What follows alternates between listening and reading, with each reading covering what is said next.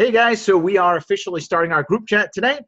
In this group chat, we're going to do kind of like another mixed bag where we're going to do some real solid training on the basics. We're going to do some appraisal drills and some general question and answer.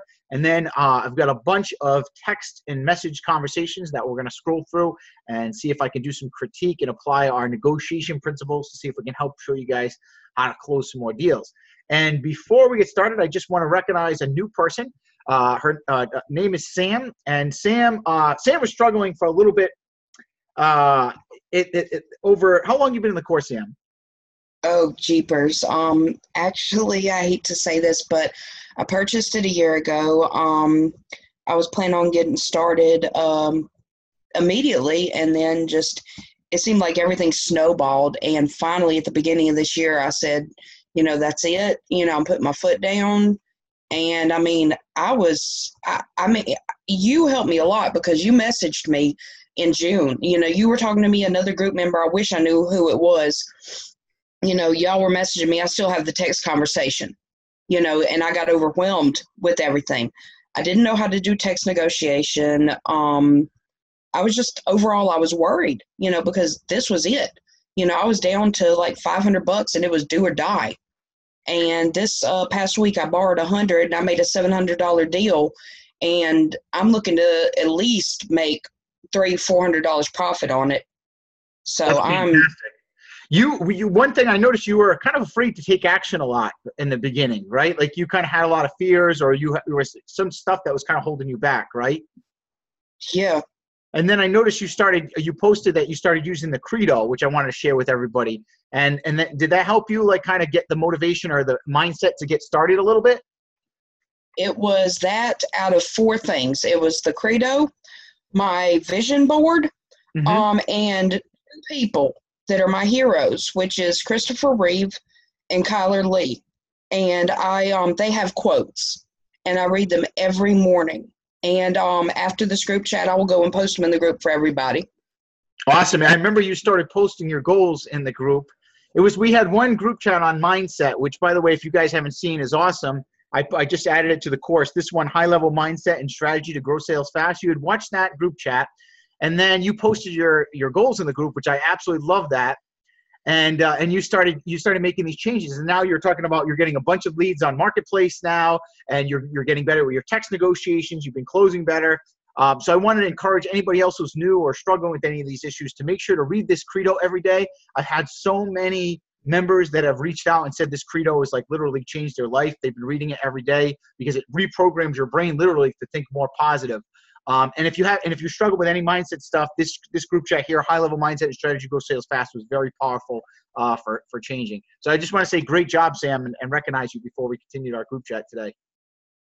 I appreciate that, and I think you're definitely selling that video short because that was one of the best things that helped me, along with the guy that you mentioned. I wish I could remember his name, but his YouTube videos on mindset. I've been going through them too, and that helped a lot. Do you remember who it is? I can't remember who I said. It was someone that I said for mindset videos. Was it Tony Robbins, maybe? Yes, that was it. Tony Robbins. Okay, yeah, I love Tony Robbins. I always listen to that stuff. So, I used to listen to Tony Robbins and Brian Tracy for 15 minutes every day when I started this business. That helped me a lot. I sat down and I made notes on his YouTube videos. So awesome. Well, thank you, Sam, for coming on here. I appreciate it and sharing that with everybody. Definitely. Thank you for giving me the chance. And I hope to see you doing the 10,000 a month soon. I'm really looking forward to that interview if you ever want to do that. Definitely. That will be in the future once I get everything I've mentioned to you cleared up. So awesome. All right, Sam, I'm going to go ahead and get started training everybody here. And so, by the way, guys, if you haven't, right in the course, you go to Phone Flipping Superstar Credo, and you can just download that, print it on your wall, and just read it out loud every day. I just want to show you, I actually have a book full of credos that I literally read every single day right here to myself. Anytime I want to program myself for a new habit, I literally pull out my book, and it's a bunch of credos just like that on reprogramming my own personal brain. So just so you know, I practice what I preach, and it works pretty good. All right. So getting into the specifics now, let's get into some appraisal drills for you guys. Let's do, should I start off with a hard one or an easy one? What do you guys think? Hard one. Okay. Let's do, I've got, what's a good one? All right, I got a good one. I've got an iPad Pro with a cracked screen. How much would you pay for that? So you're going to type in the chat what you're going to search for on eBay. Then you're going to type how much you would offer and how much you would sell it for on eBay. So a customer says, I've got an iPad Pro and the screen's got a crack in it. Let's see what you guys would pay for that. Type that in the chat.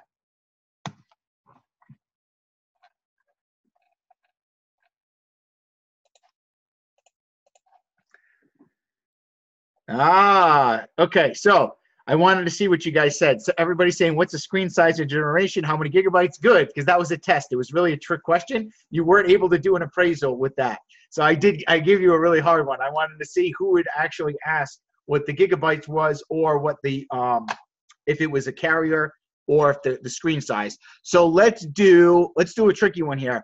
Let's do an iPad Pro 3rd generation, 512 gigabyte. Now this is a super hard one, just so you guys know, okay? And it's a it's unlocked carrier, let's say. 512 gigabyte unlocked. Now, if you're new, you're probably going to get a little overwhelmed by this, so don't get too scared. If you don't have a clue on how to appraise this right now, I'll break it down for you. This one's really hard. I'm gonna guess probably. I would be surprised if 10% of you got this correct. And it's cracked. It's an iPad 3rd generation. It's cracked. It's 512 gigabytes.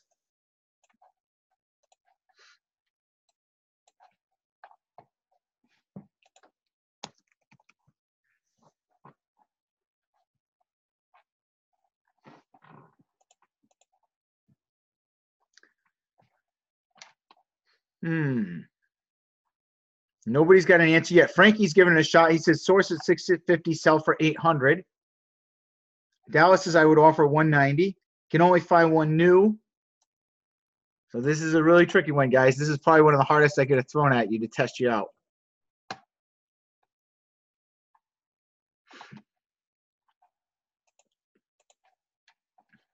Let's see. Shanita says buy at 550, sell for 825. Amarit says buy for 700, sell for 975. Carol says buy for 790, sell for 1220. Kenneth says buy at 300, sell for 500.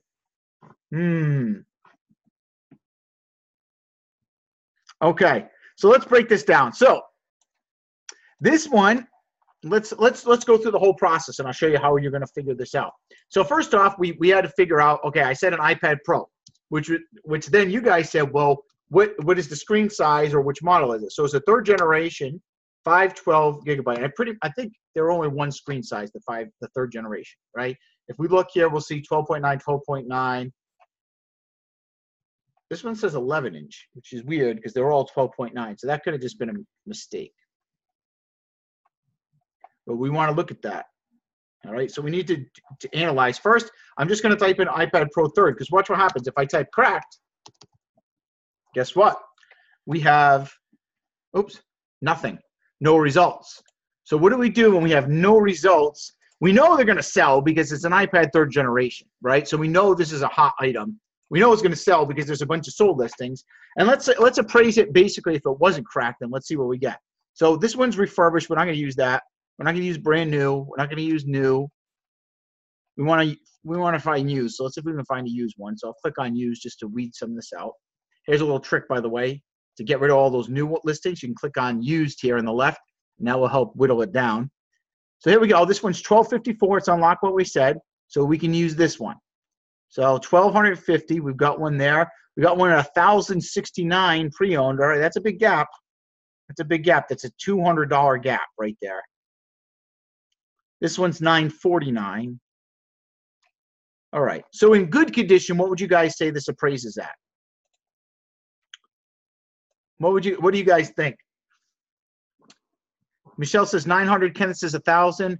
I'm going to go with 1,000. I feel comfortable. I'll probably get 1,000 for this. And, you know, even if it's $50 less, I mean, we got one here at 1,200, 1,070. This one's 949, but I honestly think it looks like this person just lowballed themselves. I don't think they knew what they had, right? But it looks like I could probably get 1,000. I think 1,000 is safe to say in this. All right. So if it's 1,000, what would we offer on an item that sells for 1,000? How much? What would you guys say? What's the? I would say what's the max we're gonna go on $1,000 item? Everybody, Frankie says 650. Ken says 600. Paul says 700. My max is 650 on 1,000. I won't go up higher than 650 on $1,000 item. Now it depends if you guys are selling to like direct buyers and you know you can get someone to give you the money fast. You can maybe pay a little bit more, but I personally wouldn't go more than 650 on $1,000 item. Now that's a good condition though. It's cracked. So now, all right, wait a minute. How do we figure out how much the crack deducts? Well, this is what I'm going to try to do. I'm going to go to iPad Pro 2nd generation. I'm going to go one step down, and I'm just going to do some research here. And I'm going to say, okay, what is iPad Pro worth in good condition? Let's see. We want to go to used. Where's the button? There we go, used. Let's go to used. 553, 500, 584. So about, let's say 560. And then let's go to cracked. And let's see how much of a difference the cracked makes. So this is how you can kind of gauge. You can get a guesstimate with the crack. Now, there's 0 results on that. That's not good. So that scares me. I'm wondering why there's no cracked ones for sale. Okay, because we gotta know, we gotta see like how much is a cracked screen. It could take off a few $100s, or it could take off maybe just $100. Because like a cracked iPhone, it's not as bad, but a cracked iPad could be a different story. So let's just go to iPad Pro cracked and see if we can find any cracked sales. This is what you do. Whenever you can't find something, you start whittling down the keywords. So this is an iPad Pro 9.7 bad LCD. That's too much. We want one just with a cracked screen. Oh, here we go. iPad Pro 2nd generation cracked screen. Look at how much of a difference it made in the price. So remember, we appraised the iPad Pro in good condition at like 550, and it almost is like half of the price. Is everybody following me here? Is this making sense to you guys here? So remember, so now we got to take, all right, well, if it takes an iPad Pro down by half price, I'm going to guess the 3rd generation, it might take it down quite a bit as well, because maybe the screens aren't out yet. You never know what kind of issues there could be. So I'm going to appraise that at only like maybe 550, 600 bucks. And I'm going to lowball. I'm going to go, because that's cracked, I'm going to offer them like 300 bucks. And I'm going to try to sell it for like 6 or 7. And maybe I'll get lucky. Maybe I'll get 8. But the other person doesn't really know what it's worth either, because there's no comparables. So more than likely, they can't argue with me. There's no competition, okay? Someone says, how about just offering 30% on a $1,000 item? That's not good enough. We can't just go by general percentages, because that's not how it works. Because some cracked items might only be like 10% less. Like a cracked iPhone 8 really is not that much difference at all versus a regular iPhone 8, but a cracked iPad might be 50% difference. So you have to go by individual circumstances. You can't just generalize and put a percentage on items that are cracked like that. That's not proper appraisal procedure, right? Appraisal procedure is we always got to look at apples to apples and then make what's called adjustments based on those. Now, this is like the hardest appraisal I could probably give you guys, all right? So if you're overwhelmed by this and you're brand new, don't worry. I just gave you, like on a scale of 1 out of 10, I just gave you a 10. Was that helpful to break this down? Did you guys just learn something with that at all that you didn't know? Or was that too much? So Frankie says, Dave just sent us in the beach of Normandy right off the bat. I pretty much did, yes. This is like the most advanced you can get for appraisals. Let's do a different one. Let's see. Let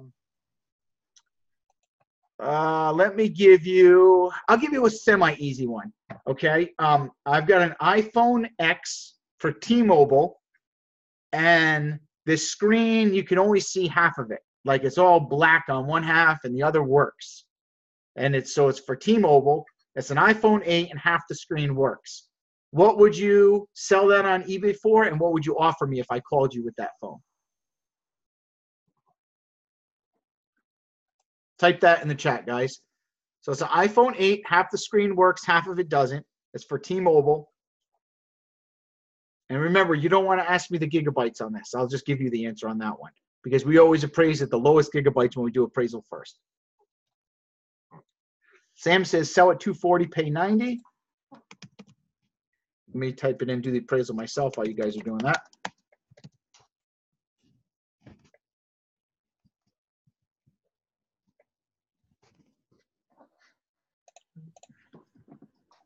Only one answer so far.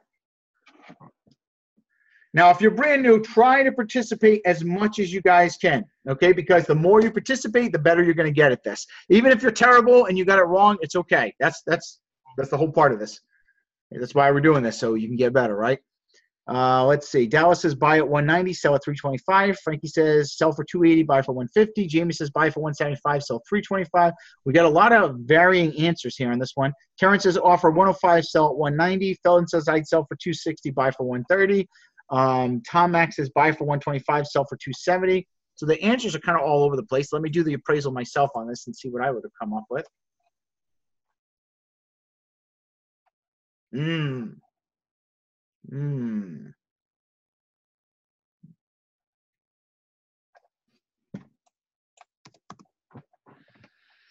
So this is a tricky one. This is a hard one to do.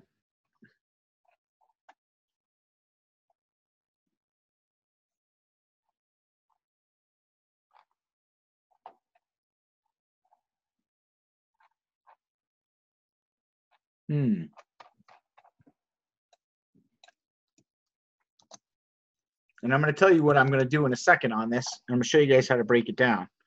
And I see where you went wrong, where you guys went wrong on the appraisal. So a lot of you guys, half of you guys overpaid by almost $100 on this phone. All right. So let's break it down and see why that happened and why you overappraised and how to avoid that in the future, because this is where negotiations, a lot of people say, Dave, you know, I can't seem to get a deal where I'm making any money. Well, a lot of it has to do with your appraisal and your offer. So once you get your appraisals down, you're going to get a lot more deals naturally, even if without learning how to say much better because you're more accurate on your price. So here is what you probably did and where you went wrong. If you said, so the phone really is appraised at, like, let's say I'd appraise it at about 220, maybe 200, and I'd offer about $100. I'd offer 90 to 100 bucks. Okay, so if you said like 250, 300, you're probably going to lose a lot of money on this. And I'll show you where you went wrong with that because I know exactly what happened. All right, so this is what you originally should type in. iPhone 8, cracked LCD. So when I said half of the screen doesn't work, right, that means like there's a big black spot. That's called cracked LCD. Does everybody know? Who here knows what cracked LCD means versus cracked? If you don't, say me. If you do, then say you do, you know. Yes, yes, I know. I put bad LCD. Okay, so a lot of you guys probably put bad LCD, right? So iPhone 8, cracked LCD, smartphone, bad ESN. But here's the problem. Liquid only shows up 2 results. The only thing we've got to go for here is an iCloud locked iPhone 8, which is no good. It's not iCloud locked. We don't want to praise that. And then we have an iPhone 8 Plus with the cracked LCD. So by the way, some of you guys might have missed the Plus here and appraised at 250, thinking this was an iPhone 8. So we actually have 0 comparables to go by again. This is another hard one. On a 1 out of 10, this is probably like a 7, right? So again, we have no comparables. So here's what I'm going to do. First thing I'm going to do is chop off bad ESN. That's the first thing I'm going to go and say, does that get me anything? That gets me a little bit more. We've got an iPhone 8 Plus, still no good. It's an 8 Plus, not an 8, with a cracked LCD. That doesn't look like a cracked LCD, though, to me. That looks like just regular cracked. We've got this iPhone 8 cracked LCD here for 70 bucks. That thing looks like it's dead, though. I don't know. I don't know if I want to use that one. Here's an iPhone 8 Plus, an iPhone 8 Plus, an 8 Plus, an 8 Plus. Still no comparables. We got nothing. So we're going to do this then. We're going to get rid of LCD, and we're just going to do cracked. And let's see what's – okay, here we go. So this is what happened was you guys may have typed in iPhone 8 cracked T-Mobile and saw this, $325. Give me a yes if you were guilty of this. And this is where you came up to the $325 price point. And did anybody do that and make that mistake? And that's how they got $325 as their appraisal? If you did, that's where you went wrong. Because if you said cracked, this is not cracked LCD. we can't use this. And remember, look at this. That's 256 gigabytes. We never want to appraise on the highest gigabytes, especially on the first offer, because we're going to shoot ourselves in the foot pretty bad, right? And thank you for those of you guys that were honest and admitted that you made the mistake that said yes. So here's one, iPhone 8 with a cracked back sold for $240. All right. So we got 240, 325. No, we can't use the 256. We got a 240 here. iPhone 8 Plus, 8 Plus, 8 Plus. Can't use it. Can't use it. We got a 125. That's iCloud lock. We're not going to use that one. Here's a 240. So basically, I'm going to say, and here's a 229. If it's cracked without the bad LCD, it will sell for 240. So how much of a difference does cracked LCD versus cracked make on an iPhone 8? Well, let's get rid of T-Mobile and let's just do cracked LCD. And let's see if we can compare this to other models. Let's find just iPhone 8. So we know 240 is the top we're going to be able to sell for based on what we just did there. Let's see. Still no iPhone 8s with cracked LCD. This is a tricky one. So we might have to just guesstimate on this and lowball. That's what you do. If oh, here we go. iPhone 8, 256. Ah, look at this. AT&T. Guys, that's 170 right there. So maybe even lower, and that's a 256 gigabyte. So if it's cracked LCD, it might be even less than 200. It might be more around 170. Maybe even 160. Let's see if we can find another iPhone 8. So based on that, based on this being our only comparable, I'm going to actually appraise this at 170. I'm going to offer 80 bucks. 80 bucks on that to be safe. And then I'll try to sell it for 200 on eBay, and I might get the 200. But I know worst case scenario, I'm at least going to get 170. Okay, so I'm offering 80 bucks on that, and I'm going to sell it for 170. So who learned on that one? Anybody, was this helpful doing these like super advanced appraisals like this to all these hard situations? Luke says yes. Dallas is helpful, yes. Ryan says yes. Andre says yes. Cool. Do you guys have any questions on those appraisals? Del Monte says thanks, Dave. Lucas says yes. Terrence says I had it, but why didn't you take off T-Mobile first? Because I want to keep T-Mobile because T-Mobile is a very important part of that. I want to get rid of the cracked and the LCD. I want to try to keep the original integrity of the phone, iPhone 8 and T-Mobile. Those are two major deciding factors in the value. The cracked and the cracked LCD, I can play with a little bit. But the iPhone 8 and the fact that it's T-Mobile are the core elements of the phone. Oh, someone says, why did you say iPhone X? Did I say iPhone X or did I say iPhone 8? I could have sworn I said iPhone 8. I said, yeah, X at first. Ah, all right. Well, what the hell? Let's do that too then. Sorry, guys. I don't know how I made that switch. I don't know what I did, what I was thinking there. All right, iPhone X, cracked LCD, T-Mobile, ESN. There we go. Well, we'll just do a 2-for-1. LCD good. So iPhone X, look at that. No results for that one either. Okay, so you guys walk me through this one. iPhone X, cracked LCD, T-Mobile, bad ESN. We've got no matches. So what do I want to chop off first now when I'm doing this appraisal? Kenneth says take off bad ESN. What do you guys think? Bad ESN, is that the word I want to take off first? Antonio says take off T-Mobile. T-Mobile, T-Mobile. Locus says take off the LCD. Luke agrees with the bad ESN. James agrees with the bad ESN. Someone says take off T-Mobile. All right, so I'm taking off the bad ESN. Because remember, iPhone X and T-Mobile, those are core elements of that phone. We don't want to take those out because that's like basically defines what the phone is. The bad ESN is just a slight adjustment. So we want to leave that. Okay, we got 8 results. Let's see if we can find an iPhone X here for T-Mobile. I see none for T-Mobile. I see all unlocked.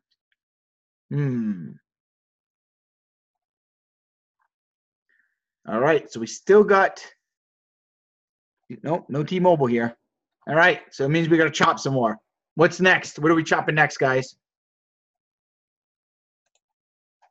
What are we chopping next? Locus says LCD. Ryan says T-Mobile. Luke says LCD. Kenneth says LCD. NW says LCD. If you said chop LCD, you're correct. So we're chopping LCD. Let's cut that out. Remember, we don't want to chop T-Mobile or iPhone X. That's the absolute last option to chop those. We want to just chop the other stuff, like the LCD. All right, here we go. Finally, we got a cracked screen. Okay, T-Mobile cracked screen, 339. Bad ESN, perfect. Here we go. Bad ESN, cracked screen. That's a cracked back though. So that if it's only cracked back, just so you guys know, those are always going to sell higher than a cracked screen. See, that one's like $20 more because it's just a cracked back. Cracked works. All right. So now we're going to see how much. So a cracked, it looks like a cracked iPhone X for T-Mobile with the bad ESN that works is about 330. But how much is the LCD going to take? I'm going to guess on this and chop off $60.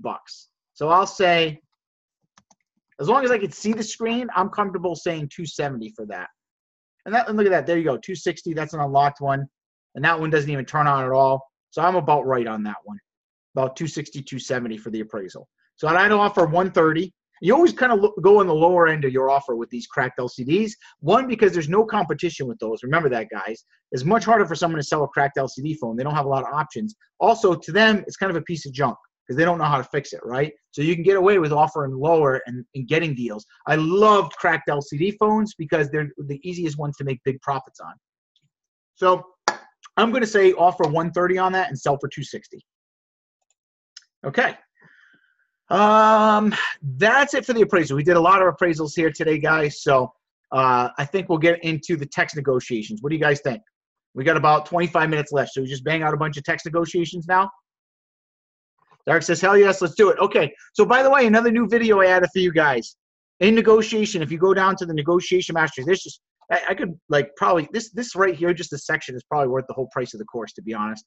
But if you go to this one, I added this 5 elements to negotiating better deals and getting more phones. This will really help you break down these core elements I'm going to go over in your text negotiation, these 5 elements. Appraisal in your offer, response time, rapport, control leading to the close, and gathering data finds a solution. So these are the 5 elements we need to incorporate in all of our negotiations in order to close more deals. It isn't just about what you say.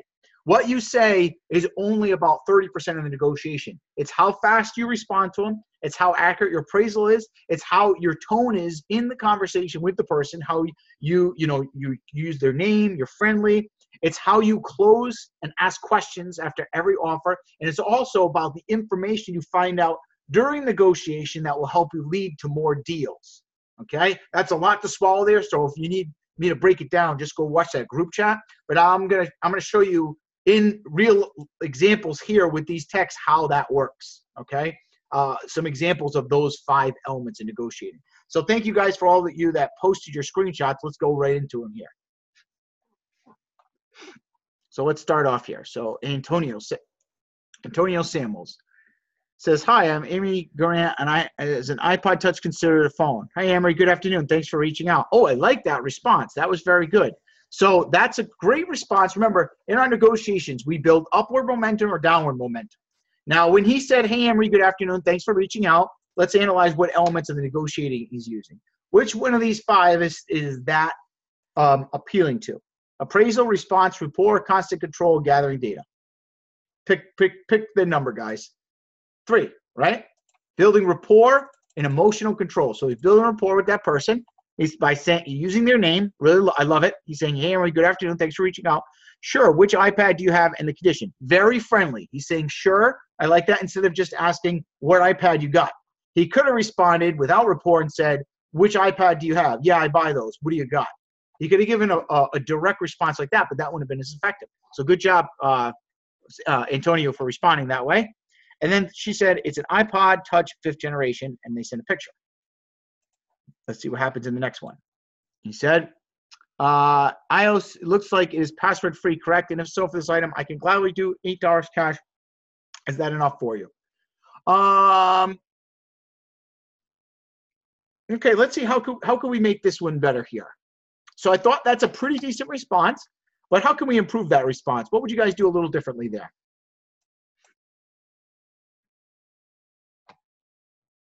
So we want to try to, so being in constant control, right? Constant control leading the close is not only just about asking questions, but keeping things simple when we respond, right? So we have 2 questions here. we don't want to ask 2 questions in one response because that confuses people. Most people can only handle 1 question at a time, right?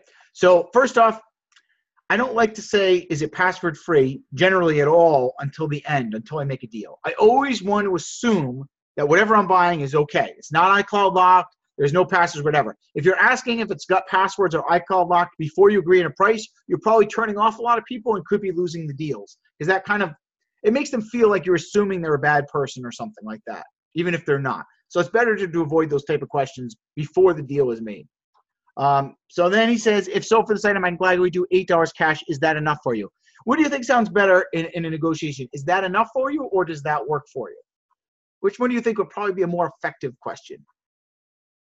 Does that work for you? Yes. Does that work for you? Is that enough for you is almost saying, I'm lowballing you and I'm expecting you to say no. It's kind of almost like assuming they're going to say no, right? So it's better to just ask. It's saying, does that work for you? It's a friendly way of asking, but it also maintains control, right? Is that fair? Is that cool? Does that work for you? Any of those responses would be good there. And the person says no. So then he responded, how much were you looking to get? Maybe there is something else you wish to sell in addition. Okay.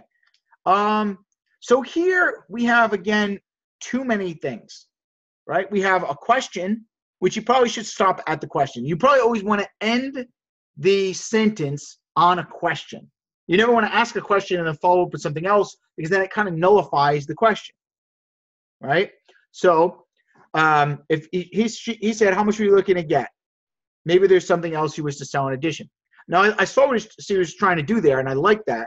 But I think it might have been better just to say, how much were you looking to get? And wait for a response from the person first. So they respond, I was looking to get maybe 30 or 40 because I bought it for 70 and it works well, but it's just cracked and I have no other phone electronic devices to sell. All right, let's figure out what item are we here. What are we on? An iPod 5th generation? Let's do an appraisal on this and see what our offer is, first of all. iPod 5th generation, and it works fine. Let's see if the offer was right. Because remember, offer and appraisal is part of it, right? So looks like they're selling for about 60 bucks. Oh, this is iPod Touch. So we're going to put Touch just to whittle that down a little bit. 70 bucks. 60. About 60 bucks. And he had offered 20, right? So that was a good offer. It's a little higher than I would even offer. Oh no, he offered 8. Okay. All right, so is 8 a reasonable offer on a $60 item right away? What do you guys think on that? No. Someone says it's cracked? It's cracked. Oh, but I don't think they said it was cracked in the beginning, did they? Did you say it was cracked? I've got an iPod 5th generation. Oh, it doesn't. She didn't say it was cracked in the beginning. So I would have assumed 15. Now that she said it was cracked, I can actually then use that as a negotiation leverage to make a different offer then. So say, well, Emily, 30-40 is out of my price bracket. Seeing I have to do is my internet working, guys? It keeps saying unstable. Can you guys hear me okay? Is it freezing up? Seeing I have to do a screen replacement for the device, what I can offer is 15. That's the best I can help you in your situation. Hope you understand as a small business owner. Okay, I like that. That was a pretty good response. She gave a decent explanation, and you didn't make it too complicated. Let's see what they're selling for. I don't think they're selling for much. It's tough because it's not a lot to work with yet. They're only like $40. Yeah. So in this situation, this is a tough one because it's a very low price item. It's 39 bucks. To be honest, the most I pay for that is like $5. So in this situation, I think Antonio did a good job, right? And they already said they don't have anything else to sell. Hope you understand as a small business owner. The only thing I would follow up this with is I would just say, unfortunately, since it's cracked, I didn't realize it was cracked. I'd be able to do $5 on that for you. Would that work? And they're probably going to say no again and be like, I totally understand. I can, that makes sense why you wouldn't want to sell it. Do you have anything else? I also buy laptops, tablets, cameras, game consoles. Is there anything else you'd look to sell? Because I buy a lot of other items. And I try to salvage the message that way if I was to get this. That's what I would do to make that better. Okay. Now, a lot of these things are very subtle. Okay. All these different things are not like one clear-cut strategy. They're all little things that build up. So if you picture in negotiations like on a point system, every time you do something right, you get like 5 points. If you do something mediocre, you get 1 point. The more points you gather in the negotiation, the better chance of closing the deal. Okay, so every one of these little techniques adds your points up and increases the amount of deals that you get. You never know which one of these things is going to get you more deals. That's why it's important to try to do everything that I'm showing in the group chats as much as possible, because you don't know where would actually get you the deal in the negotiation. It could have been the fact that you just started it off right by saying their name and were friendly, and that one thing made them nicer, and it was a butterfly effect that landed you the deal later. Okay, let's break down a couple more here. So Clarissa says, oh, wait a minute. Is this the beginning of this negotiation? Totally understand what we're looking to get. 350. Let's see. This one's tough because I can't see the beginning of it. Looks like it's all the same negotiation. All right. So this one's tough because this is all the same screenshot. They must have accidentally put it there. We'll have to skip that one. Let's say here's Kenneth. Kenneth, you're actually on the group chat right now, right? Kenneth sent me a message with these, so let's look at his. Okay. So he said, oh, where is the beginning of this? Here we go. If you buy Apple products, you'd be willing to trade a great condition red iPhone 7 Plus for a newer MacBook. And he responded, it's a great phone. How much were you looking to get for it? You're saying that you won't trade a MacBook, but you're trying to only give me $100 for an iPhone 7 Plus that is worth $700. Tell me how that is fair. And it's rare because these might be kind of jumbled.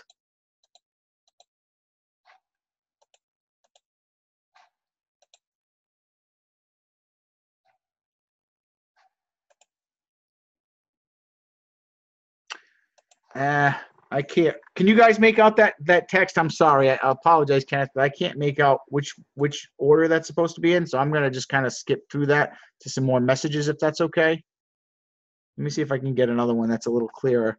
So when you guys post these, just try to post the messages in order so I can critique them nice and easy for you guys next time when we do a thread like that. Let's see, Frank. Let's see if we got Frank's here.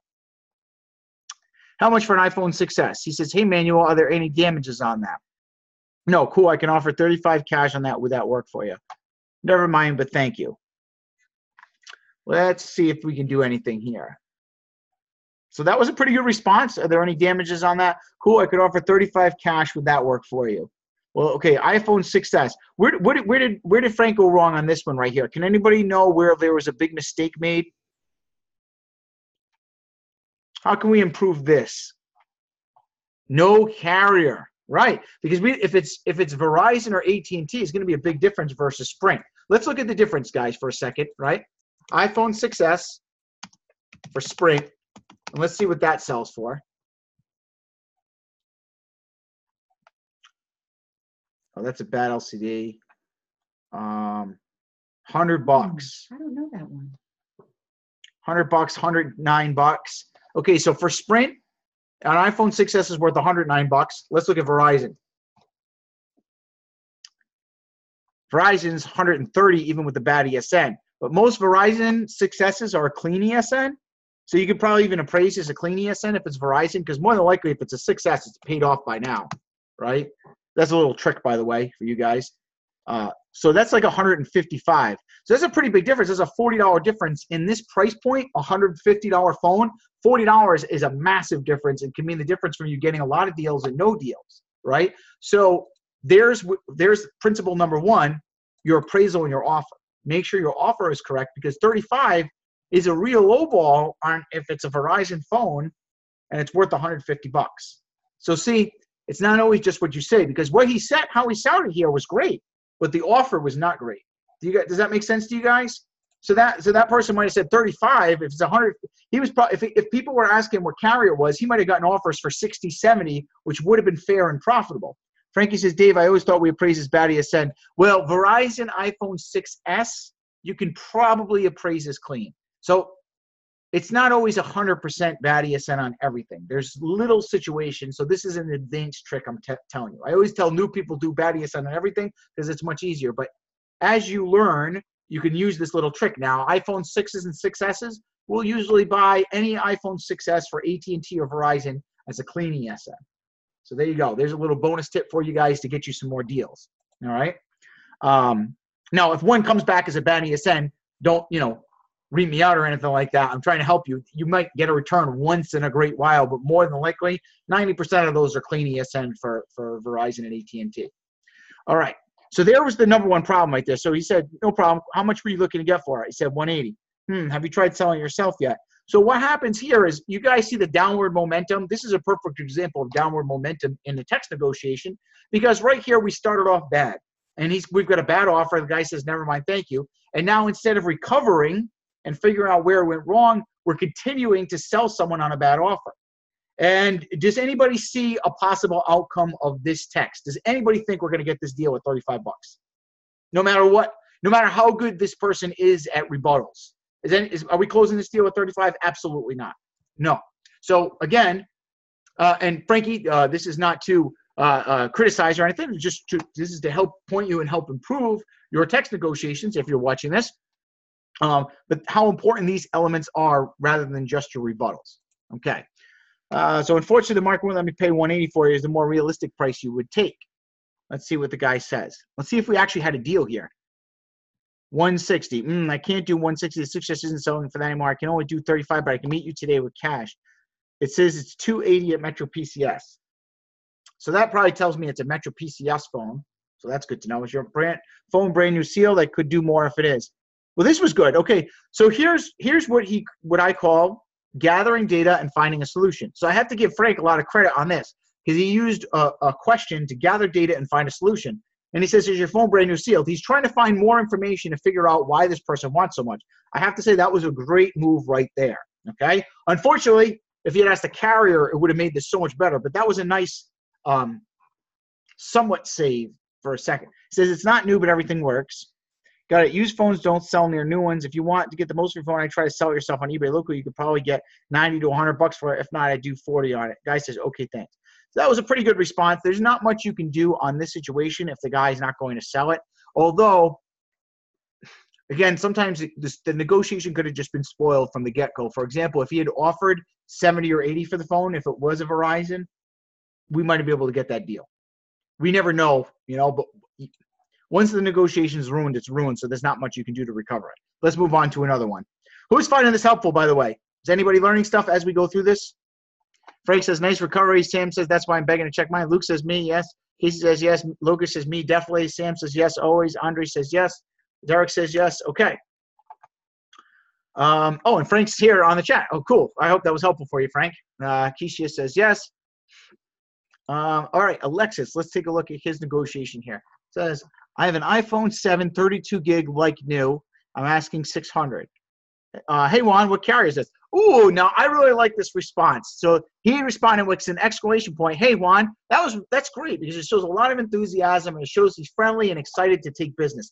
I love that response, Alexis, so great job on that one. What carrier did you use it with? So this was an absolute perfect response to the original message. And he completely ignored this ridiculous price, right? Because let's face it, iPhone 7 600, who agrees? Absolutely ridiculous, right? Completely out of the ballpark. That's what's called anchoring. So who knows? How many people here type 1 if you know what anchoring means, and type 2 if you don't know what it means yet in negotiation? I see a lot of ones. I see 1, 2. Anybody else not know? 1.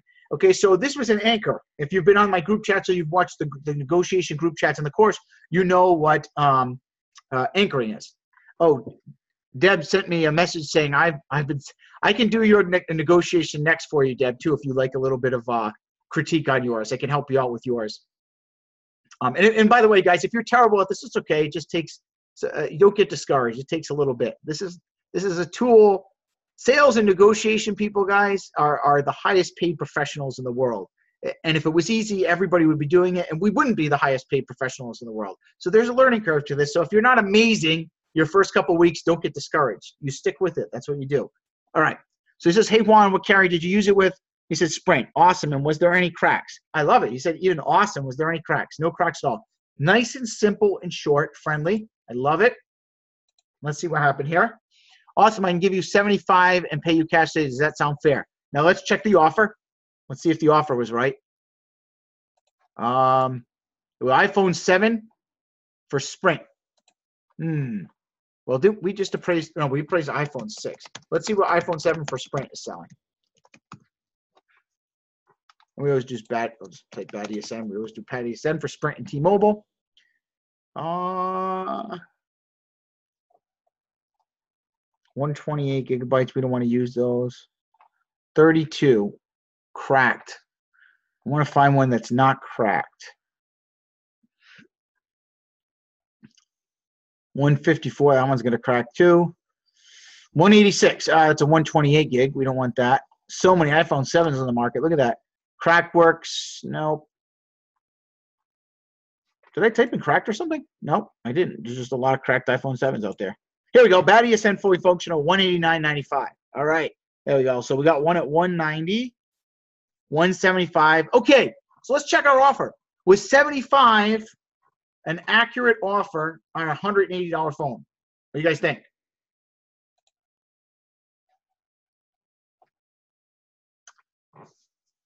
If it's selling for 180, 75 a good offer. Give me a yes if it is. Give me a no if it's not. I think it's a little low. I think you're going to lose a lot of deals that way if you're offering too low. I think 80 would be a good start. Maybe 90 probably is more accurate, because if it's going to sell for 180, you're literally doubling your money on 90 bucks, right? That's usually a fair place to start in texting. I would say it'd be safe to start at 80. I think 75 is too low to start on that, unless you're really good, which in this situation looks like Alexis is pretty good. But let's see how it follows up. It says, no thanks, no worries. I understand. How much do you think your phone is worth?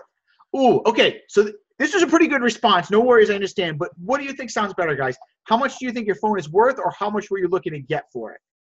Which one sounds more or less combative, I should say? Which one is a more or less combative phrase? How much were you looking to get, right? You see those little subtleties, how much of a difference they make in the negotiation? How much you think your phone is worth, that can increase the anger and emotion with the customer, even just slightly. And we never want to do anything that's going to make things harder for us, right? So how much were you looking to get? And he says, I bought it as new when I got it, and it's never been broken, always in a case.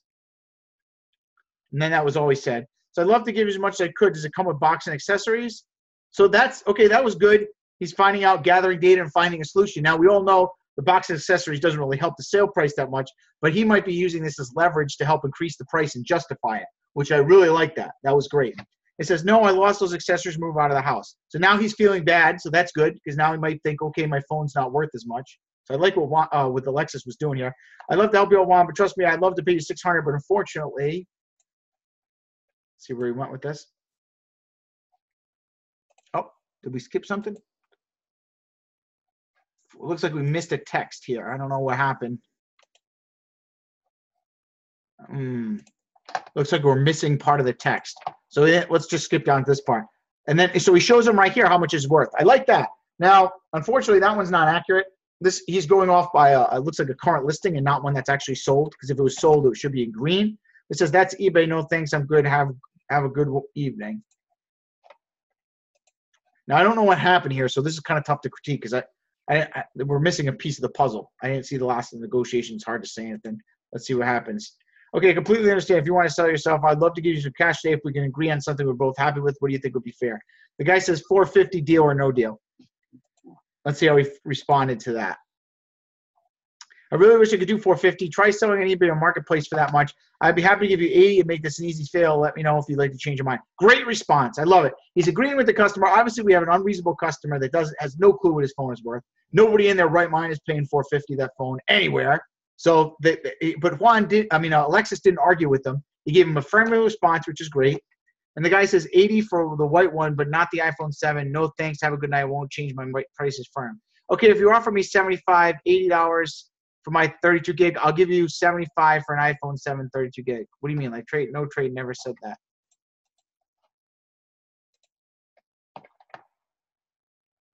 I'll buy an iPhone 7 off you. Okay, when you get someone stupid like this is what we call I guess a stupid customer. I don't like to say, I don't have a better word for that, right? But has anybody ever gotten a stupid customer where they just say dumb things after a while and you're like, okay, you're just like, you just want to play games, buddy. See you later. If they start doing dumb things like this, just completely move on and close somebody else. Don't waste your time. Don't waste your energy. Don't even respond because you got 40 or 50 other people that should be trying to sell you a phone. So screw this guy and find somebody else. I'm going to be as real as possible right now with you guys. I've actually told this to my employees. If anybody is this stupid, don't respond to them. I literally get mad at them if they respond to somebody like this because it's just a waste of time. You're not going to sell an unreasonable person. Okay. Now that's different from them not, that's completely different from them just wanting too much for their phone. But when they start playing games and they're just trying to piss you off, you move on. You just ignore them. Don't even respond back. Don't justify. Don't defend yourself. Just start closing more leads because any negative energy you waste with the stupid person will hurt you on the good deals. Okay? I want to talk about this for a second because believe it or not, this is a real thing. Stupid people drain your energy. All right? And I'm sorry I'm using the word stupid. I don't have a better phrase for it, right? But who here has ever been pissed off by a stupid person, right? And the next thing you know, you're angry for like the next half hour because that idiot pissed you off. Don't let these people ruin your day, okay? Move on from them and just go crush them. For every stupid person, you're going to get 20 good people that are going to sell you a phone. So just keep your energy high. And even if they want to test you, they're saying you're a lowballing dirtbag. I'm going to report you, blah, blah, blah. Don't respond back because when you respond back to them, you're giving them power and you're giving them energy. They're trying to steal your energy because they have no life other than to do things like this. And that stupid person is going to do the same thing to 10 other phone flippers that same exact day and try to piss off as many people as possible and call them all low-blowing scumbags. So don't get sucked into their game, okay? And I'm sorry, Bob, I got to talk real for a second because this is a real thing. And does anybody relate to this? Give me a yes if you guys can all. We've all been through that with these people here, and everybody say yes, I'm seeing a lot of emotions. Yeah, F that guy. Oh yeah. Okay, good. So we have a little fun there. Sometimes you just got to kind of just be real and let the stress out because sometimes these people will waste your time. All right, let's go on to Julia here. So here we go. Julia says, "Do you give cash for iPhones?" Yes, I do. What do you have to sell? Okay, this was a great response by Julia right here. Very friendly. Very energetic. What do you have to sell? The person says iPhone 8 Plus, but the back and front is cracked. Still works fine. Okay, what carrier is it? Okay, so this was a pretty decent response. How can we up this a little bit? How can we just improve our chances and gain some more negotiation points? What would you guys say with that one? Okay, great. What carrier is with it? Okay, cool. Okay, awesome. Okay, nice. What carrier with it? Just add a little adjective there, to make it perky and friendly a little bit. That's what I would do because the more perky and energy you can get. Oh, Alexis is here. He's actually on the chat. Cool. I hope you found that helpful, Alexis. So the more perky and helpful you can make it, the more energy you're building into the conversation, which is going to lead to better chances of closing the deal. So Morgan says AT&T. And okay, so then now she says, okay, I can do 140 in cash. Let's move on to this next one here. Okay, where can we go? Where can we improve this right here? Julia says, okay, I can do 140 in cash. What can we do to work on that one?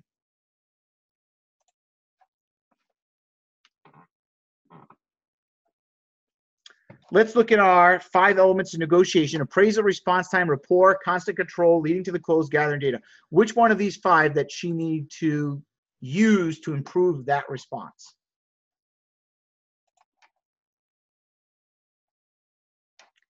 Three, 5. Nope. Right here, gathering, control, leading to the close. Right? So I can do 140 cash for it. Does that work? Is that cool? Is that fair? Remember, we always want to follow up with the closing question. Always be closing. Always be closing. One of these days, I'm going to start off the group chat with that Glenn Rossi with Alec Baldwin, just to drive that in. Always be closing. ABC, baby, Chris says. Okay, so guys, always remember, follow up with that closing question. Is that cool? Morgan says, okay, I was hoping for closer to 200. So we got a good prospect here. So if she said I could do 140 in cash and he says, okay, I was hoping for close to 200, we have someone we can work with. This is a deal if we can work them properly because we're pretty close here. She said, I totally understand. Have you tried selling your own yet? That was a good response. I haven't. Probably need to try that first. So this is a very reasonable customer here. This is someone that is closable if we move them right because they're being reasonable. They're answering our messages honestly. It sounds like they actually genuinely want to sell their phone, but we're just a little off on price. So if we work this properly, we can get this deal. She said 200 is higher than we could typically sell that for. So that would be tough to match. I like that response there. She's being very empathetic and understanding, building rapport. 200 is higher than we typically could sell for, so that would be tough to match. I would be happy to give you the 140 though and could give you cash today. Is that fair? Very good. That was excellent. This was a 10 out of 10 response right there. Fantastic. Morgan says, let me see what time I get home today and we'll let you know. Thank you so much. She says, no problem. Let me know. Okay, so all right, when you get this, you get someone says, let me see what time I get home today, I will let you know. You really want to pump up the energy here. You want them to feel very welcome and very friendly when you respond back. So that way they want to do business with you versus somebody else. So what would be something to really pump up the energy here at the last bit? Like how could we respond to that better to maybe increase our chances of them getting back to us? Luke says, no problem. I'll talk to you soon. Okay. PJ says, looking forward to talking with you later. Lucas says, I really want to earn your business. Looking forward to saying, I would even take it as far as saying, I would have said, okay, Morgan, thanks again so much. I really appreciate it. I look forward to talking to you later. Talk to you soon. Something like that. Like something really friendly. I would use his name. I don't want to do anything that sounds needy. Like, okay, I'll be waiting for your message. Nothing like that. But something really, really friendly that makes him feel good about doing business with me. Okay, cool. Sounds good, Morgan. Thanks so much for reaching out, and I'll talk to you soon. Something like that would have been much better to make him feel good because he's probably going to call around now. He's going to call some other people, and they're going to give him deals, and he's going to want to do business with the most professional, friendly person and the person who is accurate. Let's check the offer really quick. What was the offer? This was an iPhone 8 Plus for AT&T, and the front and back is cracked. Let's just check the offer on that and make sure that offer was good. iPhone 8 Plus, AT&T, cracked. We're just going to leave cracked. We'll just do that.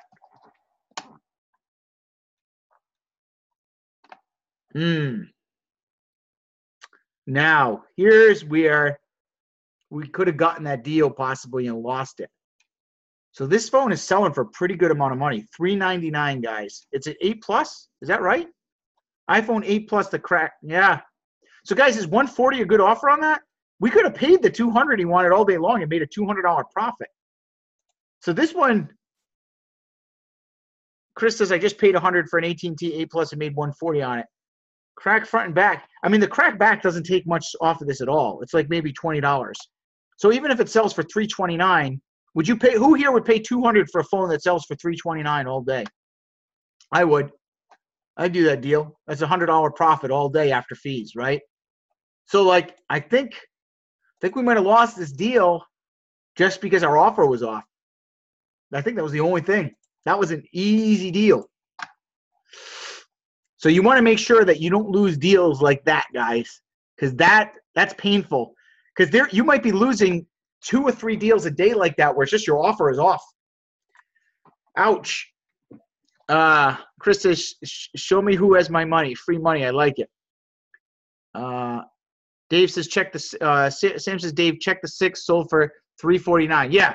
I mean, with a cracked screen, they're selling for about $350, but with a cracked front and back, I'd say like $329 maybe. $329 around that. So I definitely would have done $200. All right. So guys, see, this is where negotiation's not all about what you say in your rebuttals. The rebuttals were fantastic. Julia did a good job here. It's just a simple thing is just not offering enough money. I promised Deb, we're going to get going soon, but I wanted to help Deb out with her negotiation. Deb, are you still here? I was going to look over your chat and see how we can help you.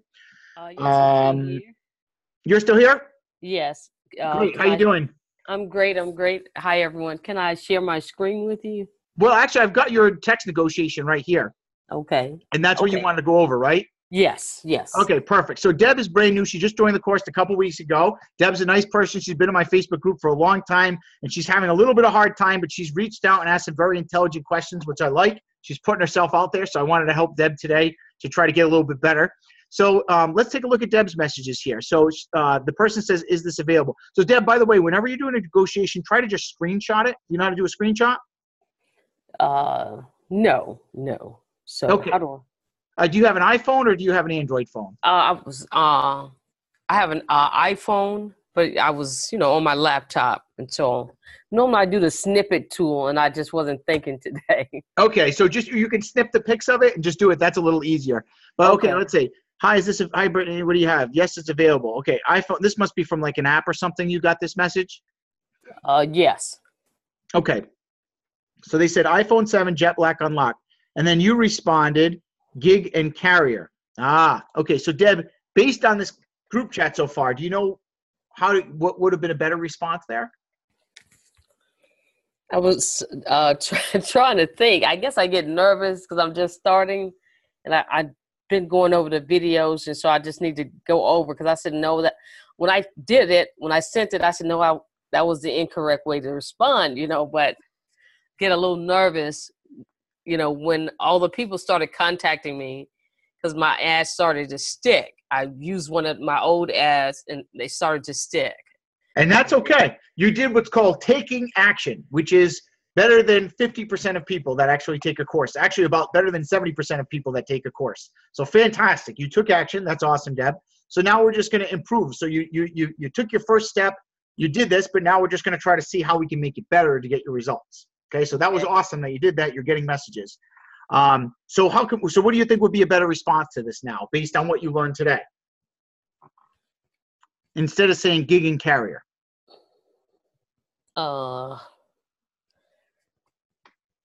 That's what I get, like a brain freeze. I'm just like, tonight I work at night. I'm gonna write down a lot of the things you're saying so to stick with me, because I have the the negotiations and things like that pulled up, but I think like the one that you did last week was a lot better. You really broke it down than the price determination manual and things like that. Okay. Well, you can rewatch that group chat from last week if you want, if that was better for you. But right now, we did cover this one probably about 10 times in this group chat today. So just we've gone over how to respond on the first one multiple times. You may want to just rewatch this group chat. But just stay focused on what you can do better. So let's stay on task. And this right here, look, can you see the chat to see what everybody else is saying? Yes. Okay. So what we want to respond is be friendly, right? And build rapport. So, okay, great. So they said iPhone 7 Jet Black unlocked. So I would say, okay, great. What is the carrier? You see, rather than just being direct, right? So remember when I said, if you pulled up McDonald's and McDonald's said to you, what do you want? Correct. That sounds kind of funny, right? Yes. Yes. So when you said gigs and carrier, it's kind of being very direct with them, kind of like, what do you want? Kind of off-putting. Okay, yes. Right, and then that starts like kind of a downward momentum in our negotiation. So rather than that, we want to be friendly and build energy. So instead of like, when you go to McDonald's, they say, hi, welcome to McDonald's. How can I take your order? So you want to build the energy in the conversation by saying, okay, great. What carrier is it with? Okay. Right. Does that make sense? Is that kind of clearer for you? Yes. So now, then they said 32 gigabytes, it's unlocked. Okay. You said, thanks for letting me know it's unlocked, but who's the original carrier? So in this one right here, I would leave this out. Thanks for letting me know it's unlocked. Okay. It's not a bad response, but it's probably not an effective response. So what I would just say is just completely ignore that and just say, do you happen to know the original carrier? Okay. Right? Okay, sounds better. Yes. Using the word but could be kind of a combative word there. Okay. Just little subtleties like that. But when you say, thanks for letting me know unlocked, but who's the original carrier? It could be construed as argumentative possibly. And that's the tricky part with text, Deb, is that like, on a phone call, you can hear I'm being polite and I'm being friendly with my tone. On a text, you got to take it at face value. So Okay. someone could possibly misread this as argumentative or like combative. Does that make sense? So Yes, yes. when we're doing our text, we want to really watch these little subtle words that we use to always make it sound friendly and energetic as possible. So instead, we would say, he says 32 gig, it's unlocked. I would respond with, okay, great. Do you happen to know the original carrier? Okay. And then now he says AT&T, which is good. You got that. And then you just responded 75. Now, what do you think I'm going to say about that, Deb? Yes. Oh, yes, that was wrong. I was going back over it when you were going through the other text, but and I'm trying to read the chats on the side. Ah, I should have said, my offer is $75 instead of just 75, right? I wouldn't say my offer because it's kind of a redundant statement, right? Because when you say I can do 75, it's already assumed that's your offer. So you don't need Okay. to say my offer is. But I would say, okay, cool. I could do 75 for you. Does that work? And remember, we're following up with that closing question. Does that work? Okay. Does that make sense? Yes, yes, yes. Okay, cool. I could do 75. Does that work? Now the person said, no, thanks. And then you said, Brittany, how much were you looking to get for the phone? Okay, let's see. What does everybody think about that response? How could Deb improve the response here on that one? Frankie says, I totally understand. Carol says, I totally understand. Okay. Yep. So I would say, I totally understand. How much were you looking to get? So what you're doing here, Deb, is you're kind of acknowledging them when they say no thanks. But it was very, very abrupt to just say, Brittany, how much were you looking to get, right? Okay. So like if I said to you, Deb, can you do 10,000 this week selling phones? And you said, no, Dave, I'm brand new. Deb, how much can you do? That would seem kind of aggressive, right? Yes, yes. Right? But if Yes. I said to you, oh, okay, Deb, I understand. How much do you think you can hit for me this month? Do you see how that subtle little thing, what a big difference in the tone and the attitude that makes by changing those little words like that? Okay. Okay. Yes, I will be watching both of these chats over and over again. Okay, awesome. You're doing good. You've only been in the course for a week, so don't beat yourself up too much. It's great. You're taking a lot of fast action, which is awesome. And then they said 275. I paid 300. Now this is for an AT&T iPhone 7, so it's probably worth about 250 or something like that. Correct. And then you said and they said that was a good response. Because that is pretty like it's outrageous, right? They were trying to anchor you there. Yes. Yeah. And then, so that was a good response on that. And they said, nothing is wrong. Unfortunately, I wouldn't be able to do 75, but I could offer you 75 and I give you cash. Say, would that work for you? So I think your offer was a little low on that. Okay. Let's take a look and do an appraisal on this. iPhone 7, 32 gigabyte for AT&T. That's what it was, right? Correct. That's the right phone we got? Yes. Yep. Okay. So they're selling for about 190. 210. That one's unlocked for 210. It probably is unlocked because you can unlock AT&T phones for free as long as they're paid off. So I wouldn't doubt if it was unlocked. On that one, I'd feel safe going up to 90 to 100 bucks pretty easily. So 75, especially you got to kind of gauge the tone of a conversation. When this person already wants like 275, you can't offer them 75 and expect to close it. It's because 75 is even low for someone who really is reasonable, right? Okay. A more accurate deal on that, Deb, would be like 100 bucks, Okay. right? So 100 bucks would at least put you in the fair zone. Because what they're going to do is they're going to probably call 3 or 4 other people on Craigslist or Marketplace, and they're going to get an offer for 100 and eventually realize they were being unreasonable. But now instead of coming back to sell it to you, I don't know what happened there. They're going to sell it to somebody else instead of you. Okay. Does that make sense? So you still want to be fairly competitive on your offer and leave them with the best price at the end. So that way, in case they change their mind, you could follow up with that lead and close them later on. Okay, sure. Awesome. Okay, cool. Was that helpful for you? Yes, I will be watching this over so it can sink in and it can kind of flow easily and things like that. Awesome. All right. Thanks, Deb, for volunteering and putting yourself out there, and all you guys that did the screenshots today. I appreciate it. So really quick, guys, we got to end this up. The group chat went a little longer than I expected. But how do you guys like this when we do like a half hour of like, you know, really specific appraisal stuff and then a half an hour of tech negotiations? I'm thinking of kind of doing this every group chat because it just seems like no matter how much negotiations and text I do, it seems like we can always constantly be improving. And it's just one of those things you never get it. It's an art. You only just get better and better, but you can never really perfect it. Everybody says, love it, love it, love it. It's good. It's good. Okay, cool. So I'll just keep doing the nuts and bolts with you guys because I think this is what's going to make more 10 or 20,000 a month superstars. And as far as the ads, remember, if you're struggling with your ads, I've been doing this in the group lately too. So just go to the group and in the search bar, just type post your ads, and you're going to find a bunch of ads that a lot of members are using to get tons of leads. So if leads are your problem, just steal everybody else's ads. That's it. Like everybody's posting literally their best ads and where they're posting them. So you can just copy them and post them yourself and get leads. So we don't even really need to do a group chat on ads because you can just literally just copy those, if that makes sense. And then maybe I'll do more in the future. Kenneth says, I just made 90 bucks while watching this group chat. Woohoo. Awesome. Great job, Kenneth. Fantastic. That's awesome. All right, guys. Well, you guys all have a fantastic day. Let's get some more interviews. And I'm sorry, guys. I know you want me to keep going with these text negotiations. Sam, if you want me to do it, just come on to the next one, and I promise I'll get to you next. I'm sorry I can't get them all, but I'll be here all day if I do everybody's. I'm sorry. So you guys all have a great night, and I'll see you guys next week.